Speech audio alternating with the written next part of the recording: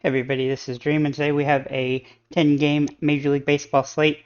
Before I get started, can you guys smash that like and subscribe button? Also, shout out to Patrick for his home run call yesterday.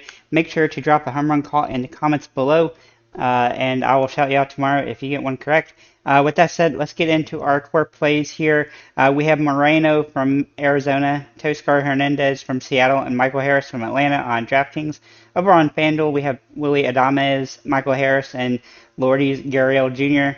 As for my weather concerns, Kansas City against the White Sox, that game has some weather concerns, as well as the San Diego Padre Minnesota game. I do expect both games to play, but I do think those games have some concerns about potential delays. My top stacks today are the Padres, the White Sox, the Braves, and Arizona. I think those are the four best teams when it comes to stackability. Not only that, because they're priced well, but also because they have good situations against bad pitching and stuff like that. So with that said, though, let's get into our slate here. We'll start with our pitchers here. Now for Seattle, we'll start with them with Kirby. Against Texas, this is a tough matchup, but I don't really expect a 25-point outing here. But I do think he'll get 18 to 22, and that's definitely good for the price he's at. So he can kind of fit in as a P1 or a P2 option, depending on who else you want to use. He's got some nice upside here, and the K's have been kind of wonky, though, so keep that in mind. Not only that, but he is facing Texas, which is typically a really good team, so it is pretty tough matchup, but he is in play on the slate with his price being cheap enough to roster as a P2 option. Then we'll look at Logan Webb here for San Francisco. He's got a good matchup here. He's pitched decently well so far this season with a decent K rate. He's actually had several games versus an easier matchup since he's had an easier matchup, and while he's been giving up earned runs in most games, he does have some upside in this matchup. His price isn't super ideal, but is okay, and he's viable here as a good option, as a contrarian kind of option at a P2 or even the P1 slot. Looking at Ohtani, he is extremely expensive today on DraftKings. His price does make him somewhat hard to roster today, but he has the best K rate on the slate by a mile, and Houston isn't quite as dangerous as they usually are, but they're still dangerous enough. But he's been really good with the strikeouts, and I like his upside. He's just high risk, high reward in this situation due to the fact that he is so expensive. But I mean, he is a great P1 option if you can afford him. Valdez for Houston here is also in play today against the Angels. Now, I don't love him against the Angels, but he did really well against them last season. Now, they aren't quite as bad as they were last year, but he still has really good upside here. He is kind of a contrarian option due to his price being pretty high, but he's viable here, and he's had 6 quality starts in the last 7 games, which really helps get him and make him rosterable. Lucas Giolito for the Chicago White Sox is also in play here at $8,300. He's got a viable matchup here against Kansas City, though I do think Kansas City has some upside, but he definitely has a plus matchup here, and he has the strikeout stuff to be good on the slate. And then lastly, I'm going to talk about Clark Schmidt from the Yankees against Oakland. Now, I don't normally like this guy, but his price is super cheap, and he's got a really nice matchup here. And despite the fact that he's had a pretty rough start to the season, he's had one good game. The strikeouts have actually been pretty decent the last few games, and that gives him some upside here. He's had 2 games where he didn't give up an earned run. Now, he's not going to go super deep in the game, but with his prices cheap, he can score 15 fantasy points and still be okay. I don't think he's a must play or anything, but he is definitely kind of a contrarian cheap play, if you will, from this perspective.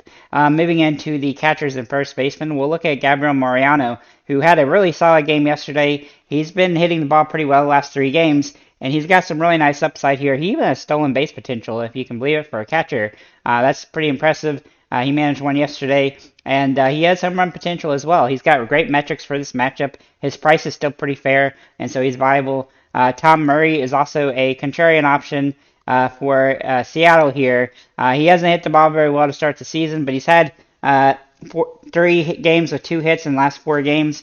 And if he draws a start today, he'll definitely be in play. But I do want him to hit a home run at some point. And this is not a bad situation for him to potentially do it. And then if Chad Wallach does draw the start today, which I don't know if he will, he definitely has the metrics to have a viable game, especially home run potential in this particular situation. Moving into the first baseman, We'll start with Matt Olson, who I think is a great option on the slate. He has home run potential. He's got nice metrics. He's one of the best home run options on the slate when it comes to his Vegas odds for hitting a home run and everything else. So I really like his upside. And he's got, he's obviously fairly expensive though. Vinny Pasquantino is also in play. Now he's higher risk, high reward today due to the matchup, but he has some potential here. He's hit the ball really well so far this season. I like his upside, and he definitely has home run potential in this one. Ryan Noda is kind of a contrarian play today, kind of a Hail Mary-ish play at this position. He has hit the ball decently well, though he definitely is up and down. He has games randomly will score 20-some fantasy points, which he's done quite a few times, actually. And so I like his potential for that. He has been robust, but he definitely has some boom in him. And the matchup is interesting. Wilmer Flores is also available here, or at third base for that matter. And he's very cheap, and he is got some viability today for the San Francisco Giants, who are facing Patrick Corbin. Now, they are facing them at San Francisco, which makes it harder to hit home runs. But he definitely has upside here, and he's been hitting the ball really well lately. They're kind of a sneaky stack, San Francisco is. I didn't think they were a top-tier stack, but they are kind of sneaky because a lot of their good bats are pretty cheap. Moving into the second base, Ketel Marte is a top-tier option on the slate. Obviously, he only had 5 fantasy points yesterday, which was kind of a disappointment, but he has good metrics again today. I like his upside, and he's hit the ball reasonably well lately. Emmanuel Valdez for Boston is also in play against Charlie Morton. He has hit the ball pretty solid so far this season, and as long as he draws a start, he'll definitely be in play here. He's had some really solid games, and he's got nice upside, and he's very cheap, so he helps you pay up for other positions, especially if you want to get Ohtani in there. He's definitely a way to help you do that. Then we'll look at Luis Arias from Miami, who I really kind of he's not a guy that's going to score a ton of fantasy points every game, but he's getting hits every game, and he's had hits ever since he played Atlanta last month. And so I like his upside. He's got good metrics, and he is high risk though due to the fact that he's not a big time. He's not going to necessarily get you 20 fantasy points, but he'll get you 10 a lot of times. So Jorge Polanco is also in play for Minnesota, who's hit the ball really solid since he started the season late. He's had a couple of rough games last 3, but he's got nice metrics for this one, and it's a plus matchup. Then we'll look at kind of a Hail Mary play here is Jose Caballero for Seattle. I kind of like Seattle today. They're kind of cool. They have some really good value. He's been hitting the ball pretty solidly last few games. He's got some nice upside. He hasn't played a ton of games, but he has had some good doubles and stolen base potential, and that gives him some unique upside in this situation. Moving to third base, Devers is obviously the top end play here at this position. He has home run potential every time up, but he hasn't hit the ball particularly great this season, but he's had 8 hits in the last 5 games, so that does give him some upside here without the home runs, but he definitely has home run potential in this situation. Then we'll look at Longoria for Arizona, who I think is a really viable option on this slate. He hasn't hit the ball great this season, but he has upside in this matchup, and he has nice metrics here for this one. Wilmer Flores is a very good option at third base as well. And then Eugenio Suarez is a guy for Seattle who, if you go with the Seattle stack, he's definitely somebody I think you want to try to roster because he's got good metrics for this matchup situation. Moving to the shortstops, we'll look at Mookie Betts first. Now, Betts has some really good upside in this matchup against Lar. Now, he has kind of been robust. He's kind of in a similar situation to Devers, where he's a little bit overpriced for his batting average, but he definitely has the potential to have a bang game. So then we'll look at Xander Bogaerts, who's a little bit cheaper. He's a good alternative to him, and he's got some really good upside here, hitting the ball pretty solid, and I like the matchup here for him. And then Willy Adames, who I actually really love on FanDuel because he's so cheap. Over here, he's not quite as cheap, but he's hitting the ball really well the last 4 games. He's had 2, 1, 2, and 1 hit, including 2 home runs in these 4 games. Bunch of RBIs. He's got good fantasy output, and that's what you like to see in a slate like this. And then for a value play at this position, there really wasn't much, but I'm just going to mention Chris Taylor. If he does draw a start, he'll be in play. He's been hitting home runs a lot so far this season, and this is a good matchup as any for him to do that, though the metrics aren't great. There's really just nobody great at that position as a cheap play, and he's just the best option. Then we'll look at Aaron Judge in outfield. He should be back today, and if he's back, he'll draw a home run potential option. Obviously, he's super expensive, hard to roster as a result of that, but he's definitely in play. Soto is a great option as well. He hasn't hit the ball well this season. He is finally starting to hit the ball though the last 5 or 6 games. I like his upside here. He's got home run potential, and he draws good metrics for this position. Yoshida for Boston has been absolutely playing great baseball, very consistent hitting lately. It's been a long time since he's not had a game where he got a hit from early in the season against Minnesota on the 18th of last month. Almost a month away now, so he's got a few more days to get to that point. But the way he's been hitting the ball, he's a guy I really have been liking to roster. Even though he's pretty expensive now, he's still viable on the slate. Toscar Hernandez, he's priced down quite a bit here due to the batting average, but he does draw home run potential. He's also been getting hits in a bunch of games lately. He's had hits every game this month except for the first one, which is impressive for him. And if he can continue that, then he's definitely going to continue to be viable. With his price being this cheap, he definitely draws some, value. Michael Harris is just a great option on the slate. He has really good upside here. He's hitting the ball really well the last few games. I like his upside since he's been back from injury, and I like his potential for fantasy output with this cheap price. And Atlanta is a great team to stack, and he's a great way to help you stack it, which definitely gives you some advantage.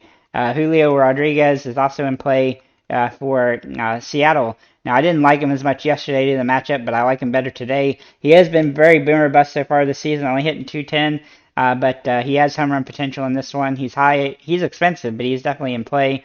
Lordy Gurriel, now he did take the game off yesterday, ended up coming in and walking late in the game, but he draws a great opportunity here to continue his home run slamming that he's done the last few games. I like his upside, and he's got a great matchup here against Lizardo, who is kind of hit or miss. And then Austin Slater for San Francisco is in play as a kind of a very cheap option here, hitting the ball really well, not really a home run hitter, but he has got stolen base potential, and he's in the few games he's actually played, he's done really well. I do want him to draw the start before you roster him, but he is definitely an interesting option. AJ Pollock is a good way to run a Seattle stack if you choose to do that. He would be a guy that I would take a look at. And they're somewhat hard to roster today, but they have some utility. Now, he is kind of a boomer bust play as a Hail Mary approach. Then we'll look at Mitch Haniger as well, last but not least. He has had some up and downs throughout the season, not hitting the ball well, but he is a Hail Mary play at this position at this price. So moving over to FanDuel now. Like I said, we have Adames, Harris, and Gurriel Jr. here. The pitching is a little bit shorter here, where we have George Kirby, Logan Webb, Shohei Ohtani, Valdez, and Golito all in play. But the pricing is a lot less severe here when it comes to the difference. So it's a little bit easier to roster Ohtani or Valdez if you want. But I do like, Kirby quite a bit, as well as Webb. I don't think Webb is a great option on FanDuel just because he's priced so much the same as Valdez and Ohtani. But, you can pretty much, build your players and then figure out which pitcher you want to pay for because the prices are all slightly different. Moving into our catchers and first baseman, we will start with Ryan Noda. Now, he is kind of a risky option against Yankees, but he's hit the ball decently well. He is kind of up and down, but his price is cheap enough over here that he is a viable play. Moriano, who I really like him today for Arizona against Lizardo. He has hit the ball really well to start the season, and I like his upside in this matchup. He's also got home run potential and stolen base potential. Tom Murphy is also in play for Seattle. He has some nice upside here. The batting average isn't great. He hasn't started a ton of games yet this season, but if he can, he's kind of a home run or best play Hail Mary approach at this position, also very minimum priced. Then we'll look at Pasquantino for Kansas City. He's just hit the ball really well lately. I like his upside. He's got good metrics. He's hitting home runs. And what more can you hate? What more do you want here? Matt Olson is also in a really solid option. He's a home run call today. He looks like he's in a really good spot for home runs. I like his upside, and he draws a very nice start. Ketel Marte is also in play here for Arizona. He has some at second base. He's just too cheap. He's very viable to roster on this slate, so I like his matchup. Luis Arias is also nice and cheap, and he is also viable on this position due to the price. He's hitting the ball really well, though he's not a giant fancy guy most of the time. He is getting hits, and sometimes he does turn those into good fancy games. And this is definitely a situation where it gives you some upside. Jorge Polanco is also in play for Minnesota. He has some really good matchup metrics, and he also has hit the ball pretty solid to start his season. Moving into third base here, Valdez for Boston is one of my favorite plays on this slate. Hitting the ball really well. He's got a good matchup against Charlie Morton, and he has got some really good metrics for this. He's also been getting stolen bases, and he also has some home run, low-end home run potential as well. Rafael Devers is obviously super expensive, but he is rosterable here. He is high risk, high reward due to the fact that he's been kind of batting average, not been great, but he has a nice upside. Excuse me. Evan Longoria is also in play, though high risk, high reward due to the price and his batting average. His price is cheap, and he helps you roster up other options, especially if you want to pay up for Ohtani. Austin Riley is in play here. If you want to do an Atlanta stack, he's definitely one guy I would utilize along with Olsen and Harris. He has some nice upside here. He's got good metrics, and I think he's got a good potential for a solid game. Xander Bogaerts for San Diego for shortstop. He's in a good spot. He's had home runs so far this season. He hasn't hit one in about 5 or 6 games, which is about how often he's hitting them. So I look for the upside here. If you look at his game-to-game stats, that's about how long he's putting between his home runs. I like his upside. Willie Adames is actually just way too cheap, though. He has really good upside here. He's had 2 straight games with home runs. He's got home run potential. He's hitting the ball decently well the last 4 games as well, so I like his upside. Julio Rodriguez is in play in the outfield. If you want to pay up a little bit, Rodriguez for Seattle here. He has been robust, though, to the batting average, but he's finally starting to hit the ball a little bit. And if he can continue, then I really do like kind of Seattle today as a good option. Lourdes Gurriel is a core play for me, and he's hitting the ball extremely well. He's had some massive games lately. He has that potential, and he's priced too cheap for that potential and a plus matchup here. Then we'll look at Outman for the Dodgers. Now he is hitting the ball pretty well. He's also got a lot of home runs so far with 8, I think, this season. He's got nice matchup metrics, and I think that he's a viable option on the slate. He's got a little bit of risk due to the matchup, but he's definitely in play here. Aaron Judge, if he comes back today, he'll be in play. I think he'll be back today. He has home run potential. His price is a little bit cheaper here than DraftKings, so it definitely helps you roster him comparatively. Juan Soto is also in play, although he's a little risky due to his price. He has some nice matchup metrics, and so he is viable here. Yoshida for Boston, a little bit pricier than I'd like him to be, but he's been really consistent so far, hitting the ball well, and he's got some good metrics here for this matchup and home run potential. Then we'll look at Toscar Hernandez for Seattle, who I really do like today a lot. His price is just too cheap for his potential here. And some days he just jumps off the chart as a home run call, and he's definitely in that situation today.